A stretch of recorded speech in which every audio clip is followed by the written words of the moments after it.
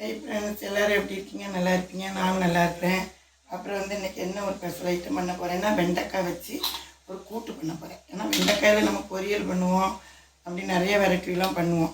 இன்றைக்கி வந்து நான் வெண்டைக்காய் நறுக்கி ஒரு கூட்டு, அதுக்கு ஒரு கூட்டு பண்ணுறதுக்கு ஒரு நானும் ஒரு அரை கிலோ கொஞ்சம் கம்மியாக இருக்கும் வெண்டைக்காய் எடுத்து நல்லா கழுவி தொடச்சி நறுக்கி வச்சுருக்கேன். அது வந்து எப்படி நறுக்கிறதுனா, இந்த பாருங்க இப்படி பொடுசாக நம்ம பொரியலுக்கு ரவுண்டாக நறுக்குவோம் பார்த்திங்களா, அப்படி நறுக்கக்கூடாது. இது வந்து கூட்டு வைக்க போகிறேன்.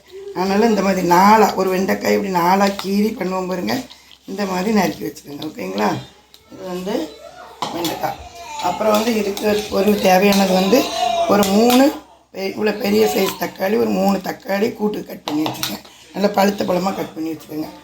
அதுக்கு வந்து ஒரு அரை டீஸ்பூன் மஞ்சத்தூள், 1 டீஸ்பூன் சீரகம், 2 பச்சை மிளகாய், இது நம்ம ஃபேவரெட்டு. பிறகு வந்து கடுகு பிறகு வந்து அந்த அதுக்கு போடுற மசாலா வந்து உங்களுக்கு வந்து ஒரு சில்லி பவுடர் தான் எடுத்திருக்கேன், குழம்பு மசாலா இல்லை. இதுக்கு வந்து வெறும் சில்லி பவுடர் வந்து 1 டீஸ்பூன் எடுத்திருக்கேன். அவ்வளோ போதும் பார்த்துக்கோங்க, இந்த அளவுக்கு. சரிங்களா? அப்புறம் ரொம்ப காரமாயிடும். அதுக்கப்புறம் தாளிக்கிறதுக்கு வந்து ஆயில் எடுத்திருக்கேன். அப்புறம் வெங்காயம், இதுக்கு வந்து பொரியல் பண்ணும்போது தாளிக்க போடுற மாதிரி இப்படி போடக்கூடாது பார்த்துக்கோங்க. நல்லா 2 பெரிய வெங்காயம்னா இவ்வளோ சைஸு, பல்லாரின்னா இவ்வளோ சைஸ்னால் 2 வெங்காயம் நல்லா கட் பண்ணி வச்சுருக்கேன். நான் சொல்கிற மாதிரி போடுங்க, கூட்டு சூப்பராக இருக்கும். அது 2 வெங்காயம் பல்லாரி. அப்புறம் தாளிக்கிறதுக்கு எப்பவும் போல் கருவேப்பிலை, அப்புறம் வந்து கடுகு, அப்புறம் வந்து தேங்காய் போடணும் பார்த்துக்கோங்க. அது வந்து இவ்வளோ தேங்காய் பூ வந்து நல்லா இப்படி வந்து துருவி வச்சுக்கோங்க. இதை நான் எப்படி கூட்டு பண்ணி காமிக்கிறேன்னு உங்களுக்கு காமிக்கிறேன். சாதத்தோடு போட்டு நம்ம சாப்பிடலாம், குழம்பு கூட தேவையில்லை. இது சாதத்தோடு போட்டு சாப்பிட்ற கூட்டு. ஓகேங்களா? அப்புறம் தாளிக்கும் போது உங்களுக்கு காமிக்கிறேன். ஓகே, இப்போ ஆன் பண்ணிக்கலாம். ஓகேங்களா? இப்போ ஆன் பண்ணி கொஞ்சம் சிம்மில் வச்சுட்டு ஒரு 2 ஸ்பூன் வெண்டைக்காய்க்கு கொஞ்சம் வதக்கணும் பார்த்தீங்களா. இப்போ வந்து தண்ணி ஆயில் வந்து தாராளமாக ஊற்றிக்கோங்க. கூட இன்னும் இருக்கானே கேரி இல்லை, ஏதோ போட்டு விட்டான், அதுக்கு பார்த்து உட்காந்து காலை நீட்டி பார்த்து. மைக் ஒன்று இருந்தால் அந்த சவுண்டு வராது. அது மைக் ஒன்று ஆர்டர் போட பார்த்து பாட்டுக்கு மாட்டிக்கிட்டோன்னு வச்சுக்கேன். நான் பேசுகிறது தான் கேட்க தவிர அதெல்லாம் நமக்கு தேவையில்லை. ஓரளவு கற்றுனா கூட கேட்காதான், இப்படி தானே? ஏன் கத்தத்தை விட அது முன்னே வந்தோன்னு தானே அது போகுது. கருவு போதும், கருவு வந்து வெங்காயம் போட்டு அதுக்குள்ள பாத்திரத்தை கழிச்சு போட்டுருவேன். வெங்காயம் கொஞ்சம் வதக்கணும். வெங்காயம் வதக்கணும், பச்சை மிளகாய் இது வைக்கணும்.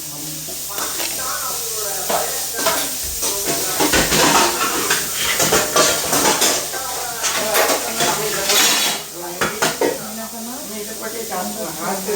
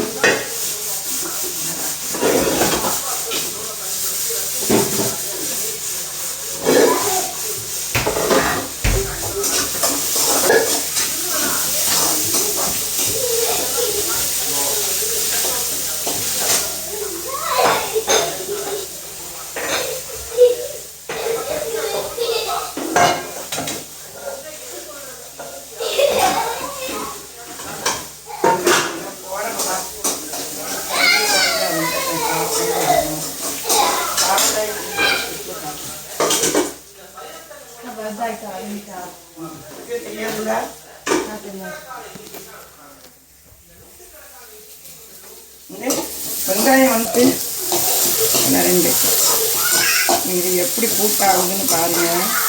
இது போட்டு 2 கிண்டிட்டு இதுக்கு வந்து உப்பு, கல் உப்பு தான் போடுவேன். வந்து உப்பு போட்டு சிம்மில் வச்சு நம்ம வந்து வெண்டைக்காயை அரைப்பதம் 1 ஸ்பூன் போடுறேன். ஓகேங்களா? 1 ஸ்பூன் போடுறேன். அளவு கையில் 1 ஸ்பூன் போடுங்க, தேவையான அளவு போட்டுருங்க. போட்டு நல்லா அப்படி வதக்கி விட்டுக்கிட்டே இருங்க. இது ஒரு அரை வேக்காடு வேகும் போது நம்ம தக்காளி பழம் சேர்க்கணும். அதை சேர்க்கும் போது நான் உங்களுக்கு சொல்கிறேன். திறந்து பார்க்கணும். திறந்து பாருங்க. இப்போ வந்து வெண்டைக்காய் வந்து கொஞ்சம் சுருங்கி இந்த தண்ணியே இழுக்கல பார்த்தீங்களா, பாதி வந்துச்சு. நம்ம வந்து இப்போ வந்து தக்காளி போட்டுருவோம். தக்காளி போடுறோம். தக்காளியில் ஜூஸ் ஊற்றி பார்த்தீங்களா, முதலே தக்காளியை நம்ம முதையே போட்டோன்னா உங்களுக்கு வந்து அந்த தண்ணியை வெண்டைக்காய் வந்து நூல் மாதிரி எடுத்துரும். அதனால் நம்ம வந்து உப்பு போட்டு கொஞ்சம் உப்பு போட்டு நல்லா அரை வெக்காடு வெந்த பிறகு தக்காளி போடணும். இங்கே பாருங்கள் எப்படி வேணும்னு பாருங்கள், கூட்டு எப்படி வச்சுன்னு பாருங்கள். தக்காளியை நீங்கள் எப்படி பொடிச்சா கட் பண்ணுங்கள். நான் 3 தக்காளி கட் பண்ணிட்டு பாருங்கள், நூலே இழுக்காது. அந்த வெண்டைக்காய் வந்து நம்ம ஒரு பக்குவமாக பண்ணோன்னா அந்த நூல் மாதிரியே வராது பார்த்துக்கோங்க. அந்த உப்பு போடாமல் அப்படிலாம் வதக்கணும்னு வச்சுக்கோங்களேன். அதே மாதிரி வதங்க முன்னாடி தக்காளியை போட்டோம் அப்படி போட்டோம்னா அது நூல் இழுத்துரும். இப்போ இது வந்து கொஞ்சம் ஒரு அரைவாசி தக்காளி வந்தோடனே மிளகாத்தூள் போடும்போது உங்களுக்கு சொல்கிறேன். உப்பு மஞ்சத்தூள்லாம் போடணும்ல அப்போ சொல்கிறேன். மூடி வைக்கணும் பார்த்துக்கோங்க. அப்போ தான் அது வந்து நல்லா வேகும். சரிங்களா, ட்ரை ஆகாது. இப்போ நம்ம திறந்து பார்ப்போம். திறந்து பார்த்துட்டு பாருங்கள், அந்த கூட்டு அந்த தக்காளியும் பாருங்கள், கொஞ்சம் தக்காளி போட்டு நறுக்கி போடும்போது எப்படி வருது பாருங்கள். இப்போ வந்து நம்ம மசாலா இன்னும் அரை வெக்காடு எல்லாம் வந்துச்சுமா, மசாலா போட்டு கொஞ்சம் வேகி கூட்டு வரணும் பார்த்தீங்களா. இப்போ வந்து நம்ம என்னென்ன மசாலான்னு இப்போ போடணும் பார்த்தீங்களா. இப்போ வந்து நான் வச்சுருந்த மஞ்சத்தூளை போட்டுக்கலாம். ஓகேங்களா, மஞ்சத்தூள்.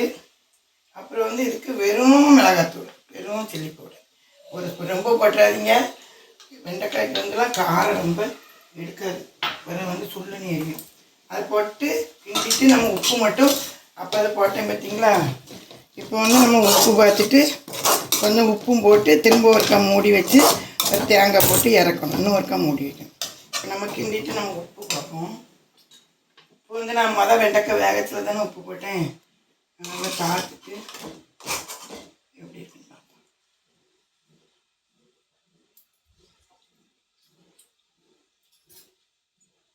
அந்த உப்பு பத்தாது, நல்லா புளிச்சிக்கிட்டு நல்லா அந்த காரம் போட்ட ஒன்று வாசனை வருது. இப்போ வந்து பொடி உப்பு போடுங்க கொஞ்சமாக, ஒரு 1/4 டீஸ்பூன் கூட இருக்காது பாருங்க. எனக்கு அவ்வளோதான் இப்போ தேவைப்படுது. அப்போ கொஞ்சம் போட்டோம். இப்போ இந்த உப்பு போதுமானதாக இருக்கும். இப்போ வந்து நம்ம பொடி உப்பு போட்டோம். போட்டு அடுப்பை கொஞ்சம் ஏற்றி வச்சுக்கோங்க. ஏற்றி வச்சு இப்போ நம்ம போட்டோம் மஞ்சத்தூள், அந்த உப்பு, அந்த மிளகாத்தூள் எல்லாம் சேர்ந்து இது இப்போ ஒரு மூடி ஒரு செகண்டு மூடி வச்சு அது வந்து உள்ளே மிக்ஸ் ஆகும். மிக்ஸ் ஆனவுடனே இப்போ வந்து அந்த 2 பச்சை மிளகா வாசம் வச்சுருந்தோம் பார்த்தீங்களா, அது எப்பவும் இந்த மாதிரி இருக்குது. 2 உடச்சி போட்டுருங்க. 2 உடச்சி போட்டு மூடி வச்சுருங்க. அப்புறம் நம்ம தேங்காய் போட்டு கொஞ்சம் சிம்மில் வச்சுக்கோங்க. மற்றபடி மிளகாத்தூள் பத்தாததுக்கு உப்புலாம் பார்த்து போட்டேன் பார்த்தீங்களா. போட்டு கொஞ்சம் மூடி வைக்கணும் ஒரு செகண்டு. மூடி வச்சுட்டு இப்போ திறந்து பார்த்துட்டு தேங்காய் போடணும். இப்போ பாருங்கள், சிம்மில்லையே தான் வைக்கணும். பாருங்கள், ஒரு அடி பிடிக்காது. எப்படி பாருங்கள், நம்ம எப்படி வெட்டி போட்டோமோ அதே மாதிரி இந்த தக்காளிலாம் இப்படி வெட்டுங்க. வெண்டைக்காய் வந்து சின்ன பிள்ளைகளுக்கு மேக்ஸுக்கு நல்லது. 2 வெண்டைக்காயை பச்சையாக சாப்பிட சொல்லுங்கள். நீங்கள் வீட்டில் இருக்கிறவங்க, நம்மளும் ஹவுஸ் ஒய்ஃபுக்குள்ளே 2 வெண்டைக்காய் தின்னுக்கலாம். வாரத்தில் ஒரு நாள் வெண்டைக்காய் வச்சு ஏதோ ஒன்று வெண்டைக்காயில் அப்படியே கூட்டு குழம்பு வச்சுக்கலாம். நான் குழம்புலாம் பண்ணி காட்டுறேன். இப்போ வந்து நம்ம இதுக்கு தேங்காய் போட்டுக்கோங்க. இதுக்கு தேங்காய் பூ வந்து போட்டுக்கலாம் 2 ஸ்பூன். ரொம்பையும் போட்டால் நரங்கும். நான் கொஞ்சம் நிறையா திருவி வச்சுருக்கிறேன். ஒரு இவ்வளோ அளவு போதும். ஒரு 2 டீஸ்பூன். ஓகேங்களா, ரொம்ப ஜாஸ்தி 2 டீஸ்பூன் போட்டு அடுப்பை கொஞ்சம் இப்படி ஏற்றிக்கங்க.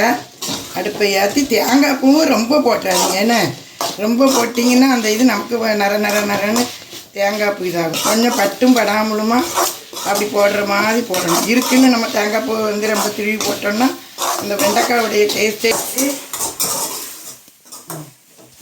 அதே மாதிரி வெண்டைக்காய் வந்து நம்மளுக்கும் நல்லா கிண்டியாக இருக்கணும். தேங்காய் போட்டு வெண்டைக்காய் வந்து நம்மளுக்கு இப்படி வந்து நம்ம கிண்டி மிக்ஸ் பண்ணி அவ்வளோ தேங்காவை போட்டு நம்ம அடுப்பை ஆஃப் பண்ணிடலாம். சரிங்களா, அப்புறம் வந்து நம்ம அடுப்பை ஆஃப் பண்ணிடுவோம்.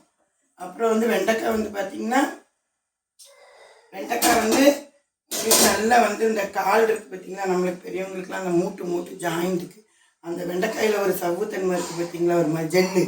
அது வந்து நம்மளுக்கு அந்த ஆட்டுக்காலெலாம் நம்ம வந்து வச்சு சாப்பிட்டோம்னா ஜெல்லு மூட்டு வலிலாம் கேட்குற மாதிரி வெண்டைக்காயிலையும் அந்த மாதிரி நம்மளுக்கு கால் பெயின் இருக்கிறவங்க, ஜாயிண்ட் பெயின் அதுக்கெலாம் கேட்கறதுனால வெண்டைக்காயிலையும் நமக்கு நிறையா பெனிஃபிட் இருக்குது.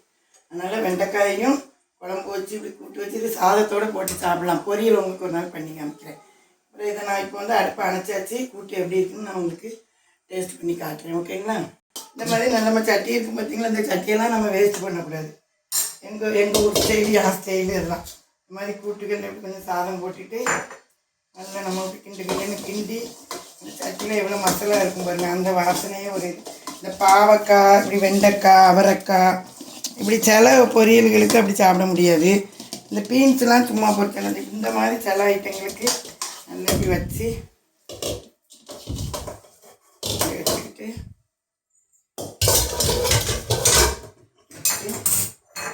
பாருங்க, இதிலே டேஸ்ட் பார்த்துடலாம். வச்சு சாதத்தை எடுத்து இந்த மாதிரி பிள்ளைகளுக்கு நல்ல சட்டியை விரகி கொடுங்க. அதெல்லாம் வந்து அவ்வளோ வாசனையாக இருக்கும் பார்த்துக்கங்க. நான் சொல்கிறது எல்லாம் அந்த மாதிரி நானும் பிள்ளைகளுக்கு கொடுப்பேன், நீங்களும் கொடுங்க. இந்த மாதிரி சாப்பிட்டு